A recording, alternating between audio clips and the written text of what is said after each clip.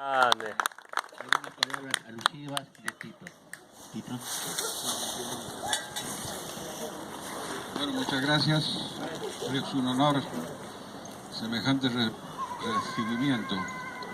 En realidad, simplemente se me ocurrió comentar acá al señor Chávez que ya que venía podíamos comentar sobre el día este, ¿no? Que estuvimos allí y hemos vivido para contarlo. Y alguien nos hizo unas preguntas y si lo comento. Sí, para eso. Bueno, yo lo comento a mi estilo porque si no, no me va a salir. El estilo es que esto empezó antes. Exactamente empezó en Jujuy en abril de 1967. Cuando nosotros fuimos allá, en la época que se hacían unos retiros muy largos. Y después de vencer varios inconvenientes, se terminó el retiro y entonces nosotros salíamos de allí con la función de hacer grupos, difundir, divulgar con aquellos materiales de esa época durante 3 años. Y otros amigos también lo hacían, que estaban en Buenos Aires, en Córdoba, una cosa así. Y después confluíamos. Y al estar hablando de ese tema, en un momento dado, él dice, bueno, mientras ustedes hacen eso, yo me voy a encargar del fenómeno Silo.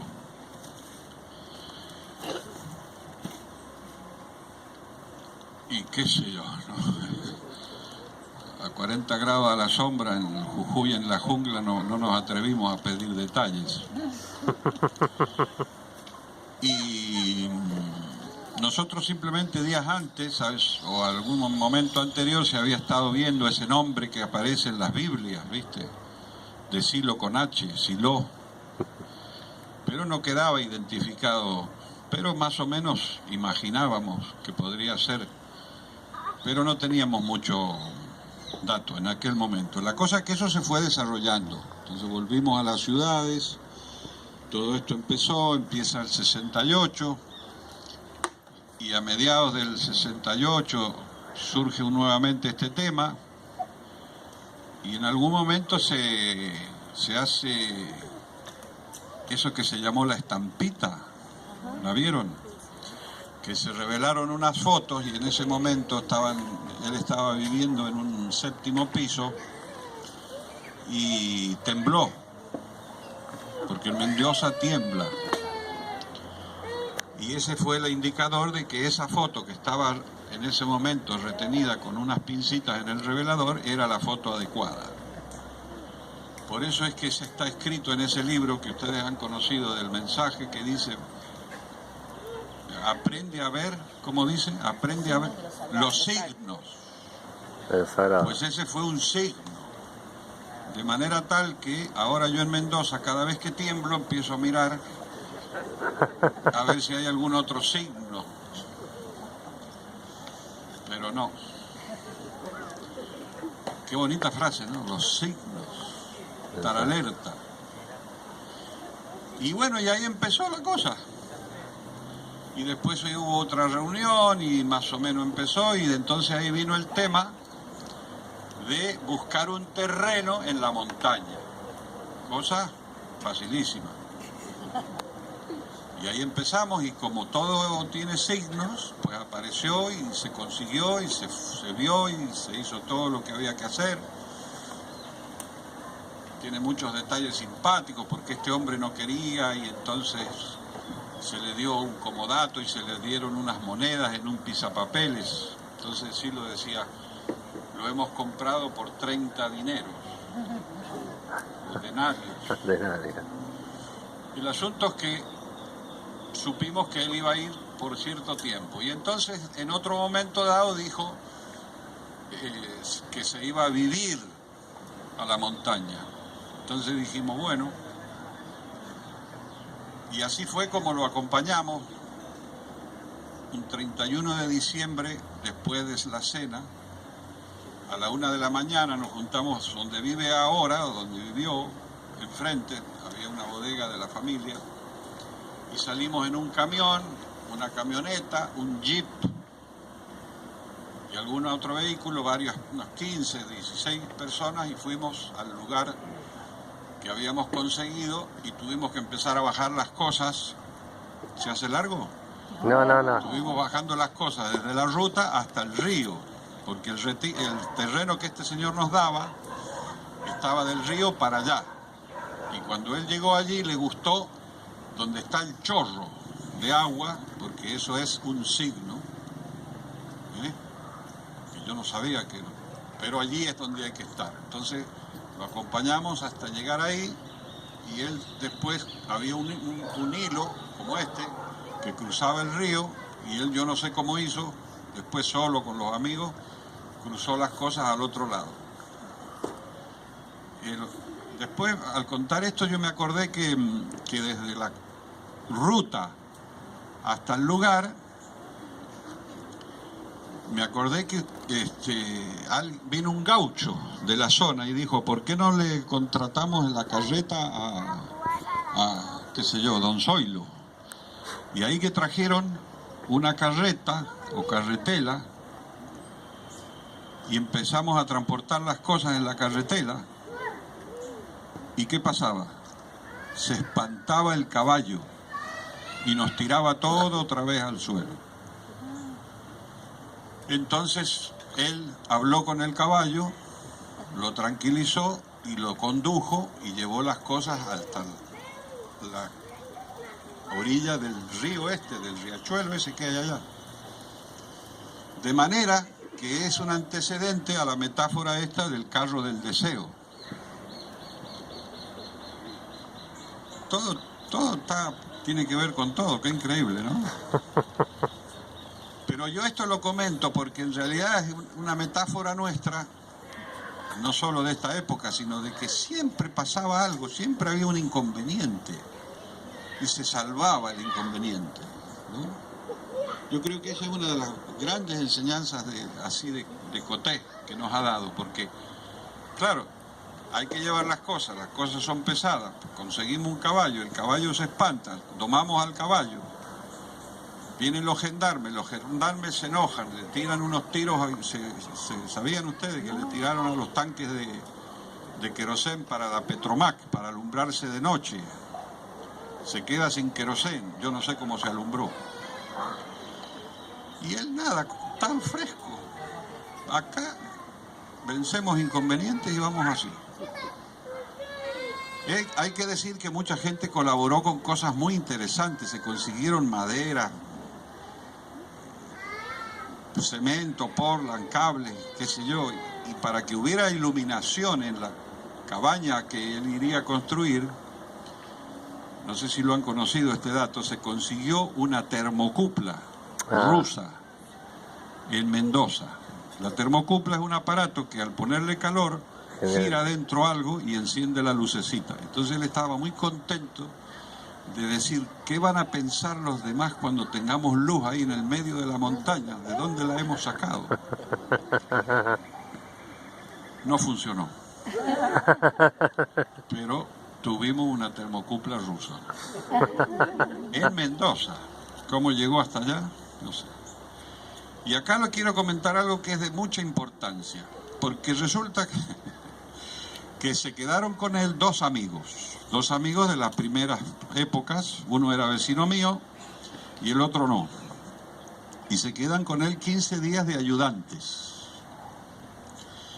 y están ahí, lo ayudan, todo eso, qué sé yo, después se vienen, y si lo se queda en su lugar de meditación hasta mayo, ¿cierto? Aunque hizo algunas salidas y venidas por motivos de seguridad, porque seguía ahí los gendarmes hostiles. El asunto es que como uno es así, esos tipos con el tiempo desaparecen, porque ellos son así, siempre están ocupados, tienen muchas cosas que hacer y además importantes. Y yo tenía esa curiosidad, digo, ¿cómo puede ser que están allí 15 días? Entonces tuve ocasión de preguntarle un día, ¿no? Esto era en el auto de él, Entonces está acá y yo me atrevo porque, bueno, lo conozco de tanto tiempo y digo, bueno, lo voy a preguntar. Pero digo, pues es que me preocupa mucho, siempre me he preocupado, ¿cómo estos tipos están contigo allí en la montaña, en esa situación, y después desaparecen? Y me dice, no, dice, eso es muy fácil, dice, es el efecto del pato. ¿Cómo el pato? Sí, dice, ¿no has visto los patos que meten la cabeza debajo del agua y no se mojan? ¿Por qué? Y yo mirando sorprendido, ¿viste? Sí, porque tienen un aceitito en las plumas, entonces entra y el agua no les penetra. Bueno, estos tienen el aceitito debajo del pelo. Entonces están con nosotros, pero no les entran las ideas. Y yo, claro, imagínate, sentado ahí, yo me quería tocar mi cabeza. Y bueno, comparto con ustedes, después de muchos años he querido compartir la metáfora del pato. Porque claro, uno puede estar aquí y no meter la cabeza en el asunto, y ni te cuento del cuore. Uno de estos tipos es el que me dio a mí clases particulares sobre ese material que ustedes conocen del punto de vista. Y me lo explicaba muy bien. Y yo digo, encima de eso, me lo explicaba. Bueno.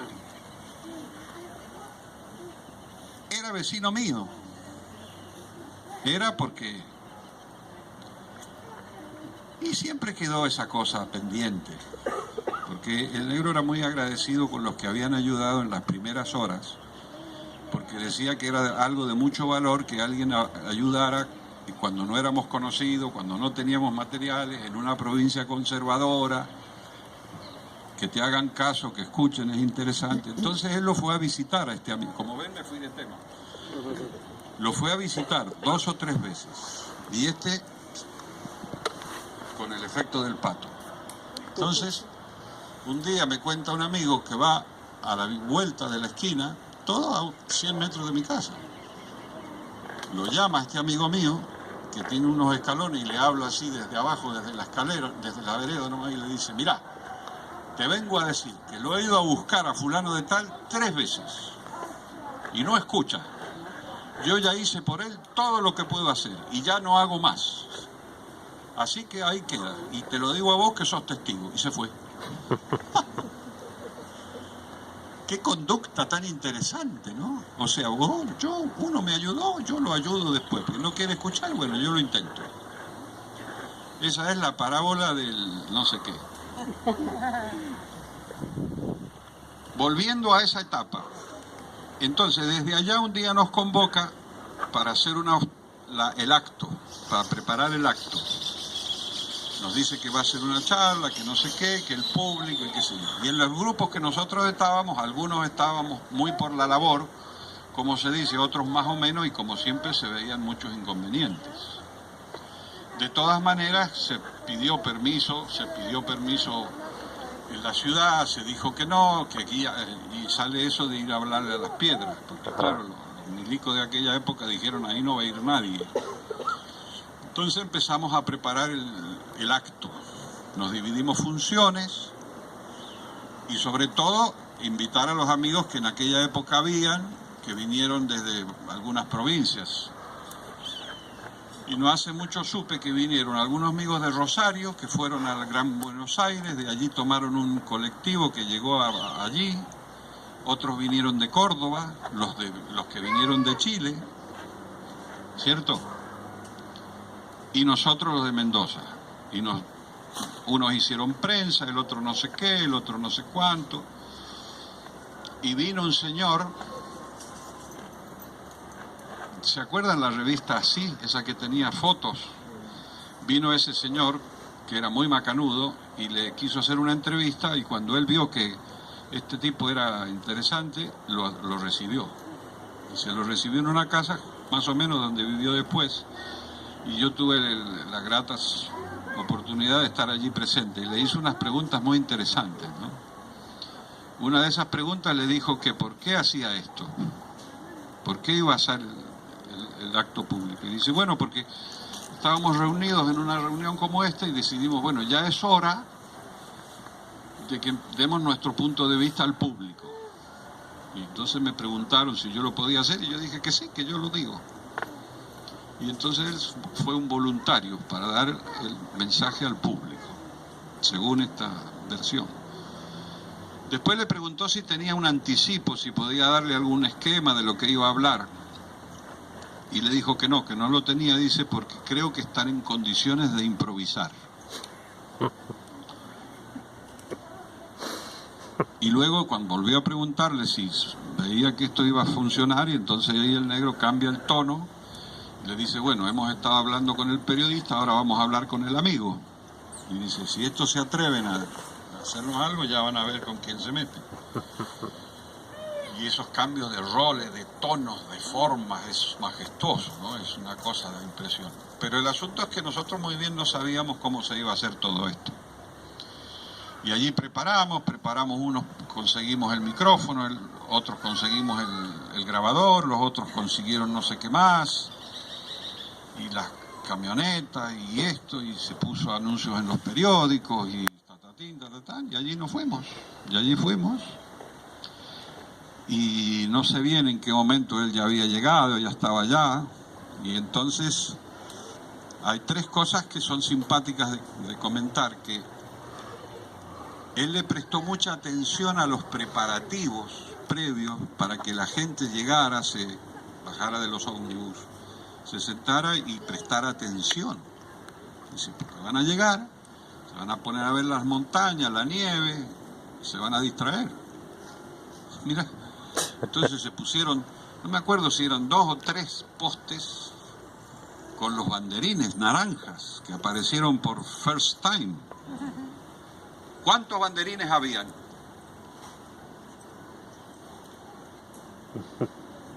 Adivinen. 10. 13. 13 banderines en cada poste. Para que no anden haciendo cábalas y empiecen a decir, si son 12, entonces uno es Piscis y el otro no sé qué. No, 13. Para que sea una referencia nada más. Entonces cuando venían todos los periodistas preguntaban esto, ¿y por qué son tantos banderines? Una referencia. Esa fue una cosa. Lo otro es que hubo un orador previo. Un orador previo que era un amigo nuestro muy espectacular, que se llamaba von Herrenberg, y que tenía voz grave como la voz de Paul Robertson, hablaba así, ¿no? Y ese hombre hablando así en la montaña, te digo, imponía. Entonces leyó lo que estaba en Siglo de Liberación, que se llamó los diálogos de la Isla Negra, creo. Leyó eso previamente con el viento. Y la voz grave, rotunda. Mamma mía, digo, ¿qué va a pasar aquí? Y yo estaba sentado ahí, como yo era uno de los organizadores con el grupo yo me sentía responsable, ¿viste? Cuando uno se siente responsable pero no puede hacer nada, están todas las cartas jugadas, ya empezó. Pero el asunto es que iba bien. Y ahora viene el momento, como lo han descrito algunos, 15 minutos de un silencio total que parecieron horas, que no pasaba nada. Y estábamos ahí sentaditos esperando. Y por allí apareció caminando, pum, pum, pum, pum. Como ustedes han visto el vídeo ese, que afortunadamente se pudo grabar, que siempre estamos al borde de lo milagroso. Y entonces se instala frente a los micrófonos que él había instalado con su amigo del alma, vecino, porque como los dos son electricistas, imagínate, maestro de la humanidad, electricista. Entonces instalan los cables con un acumulador de auto y el grabador. Por eso es que cada vez que salen esto de los... Digo yo, ¿funcionará? Porque no lo podemos llamar. Entonces, funcionó. Y cuando nosotros escuchamos, si has venido, madre de Dios, parecía que las montañas hablaban. Realmente fue imponente, ¿no? Fue esto que han escuchado así, pero estas grabaciones saben que están cambiadas, porque, por lo que sea, lo podemos explicar, pero es importante. Era más, yo te diría un tono más tenso, más retador sería. Cuando dice que no hay partido que termine con la violencia, yo digo, este se va a enojar y le va a tirar piedra a los milicos, va a pasar algo. Porque estábamos rodeados de milicos con ametralladoras. ¿Qué? Por eso me gustó tanto en el 99 cuando llegamos, le dije, viste que simpático, llegábamos y entonces los agentes te paraban y dicen, ¿a dónde van? A ver asilo. Sí, por acá, por favor. Dije, esto ha cambiado. Ay, ¿ves que hay que tener fe en el cambio? Te he dicho. El asunto es que salió todo bien. Pero la parte importante, ahora en este relato, que a mí me pareció extraordinaria, es cuando él dice, y a ti, hermano mío, te arrojo esta corona de alegría. Es el caduceo ese que había tenido en las manos todo el tiempo, hablando así, que lo entrega a la gente, ¿no? Que eso, ¿dónde está Celia? Me olvidé de comentarlo en la Casa Mendoza y lo quería comentar, porque ese es el símbolo de Silo. Él da. Él ha venido a dar. Por supuesto, es que lo escucha, te da el mensaje, pero él tiene que dar un objeto, no un objeto, un objeto se dice. Entonces se da y él ya se queda tranquilo. Y ese es objeto que había fabricado durante un mes largo con su amigo, el que le ayudaba con los cables, minuciosamente. Entonces ese objeto dio toda la vuelta y volvió. Lo recuperó. ¿Quién lo recuperó? Un porteño. Siempre te he dicho que hay un porteño en los momentos cruciales. El periodista y el que recupera el caduceo. A mí me parece poético. Podría haber sido uno de nosotros. Entonces sí, lo recupera, y esto lo supimos años después. Recupera el caduceo y se lo da a este señor que era un familiar de uno de los nuestros de Oro, que tenemos algunos miembros de Oro, que había venido muy enfermito y estaba en una camilla. Se lo entrega a Silo y le da unas palabras, porque como se hablaba de la curación del sufrimiento, algunos fueron por saber si se cura alguna otra parte. Y bueno, todo puede ser.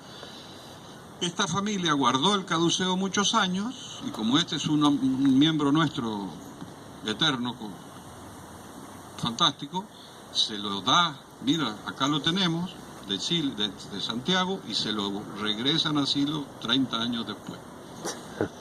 Y a mí me parece que aún está en la biblioteca de su casa.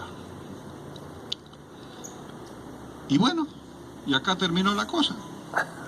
Y los que nos quedamos te quedas atónito, porque ¿cómo asimilamos estas verdades? Porque hay que decir algo importante. Los que veníamos en esto hace tiempo, este lenguaje no lo habíamos escuchado jamás.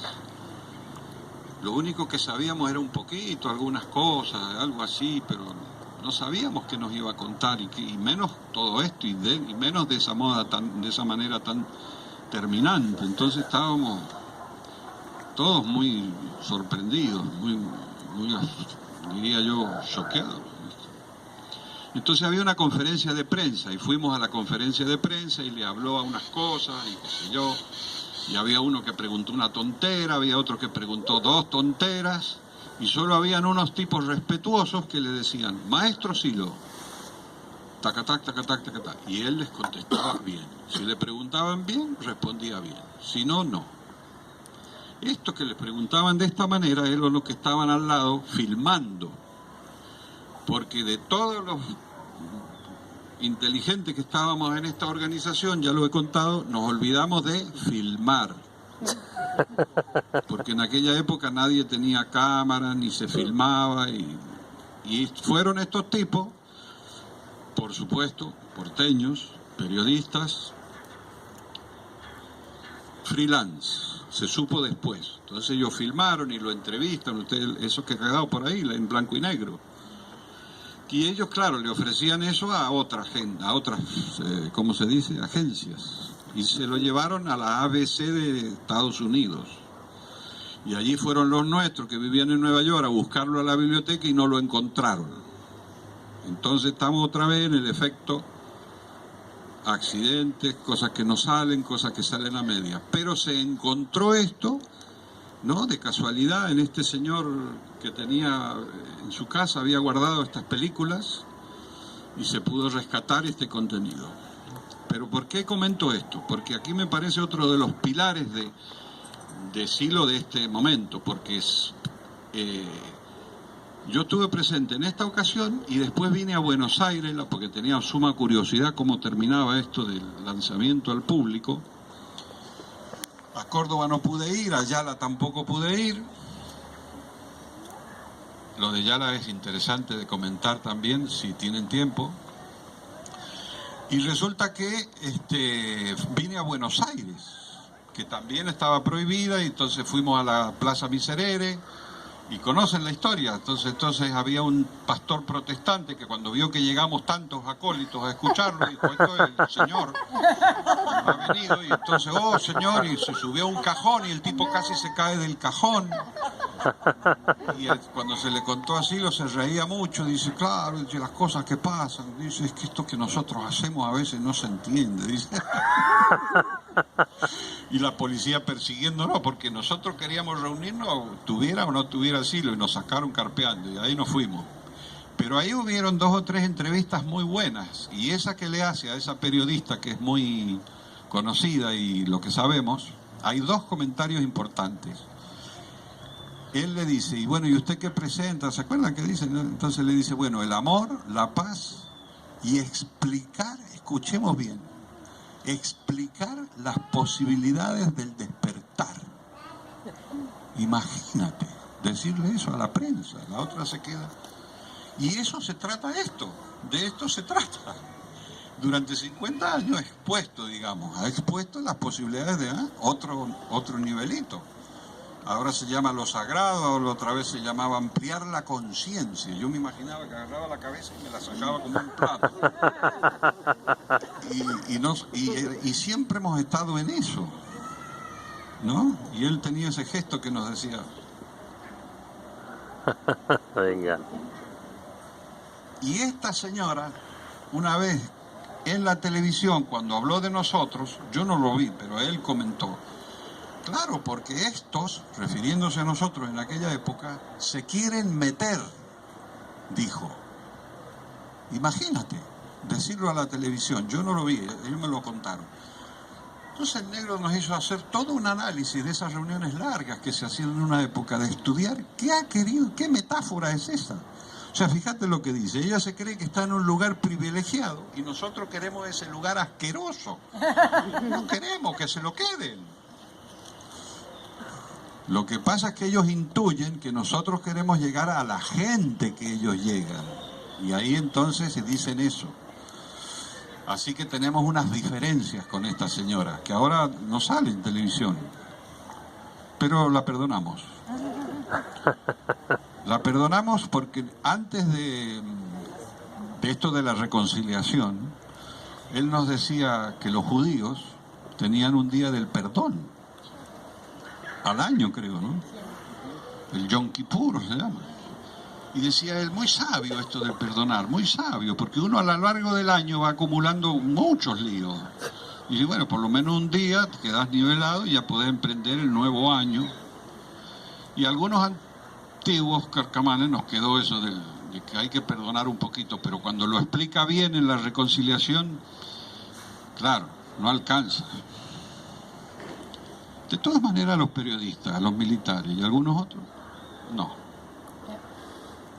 Porque no estamos de acuerdo. Pero no les tenemos que dar importancia. Vamos a Yala, que les puede interesar porque es un modelo muy interesante. Él siempre tuvo mucho interés en el tema del norte y de los aymaras y de no sé qué. Inclusive en tiempos más modernos de los 80 o los 90 hizo una gira con algunos de los nuestros y fueron. Y ustedes saben que estuvo en Bolivia en la escuela de informática. Ya nos fuimos otra vez de tema. Y resulta que a él le gustó mucho que estos de la informática, dice, con el gorrito, dice, están ahí con el gorrito. En la escuela de informática estaban usando el idioma aymara. Sí.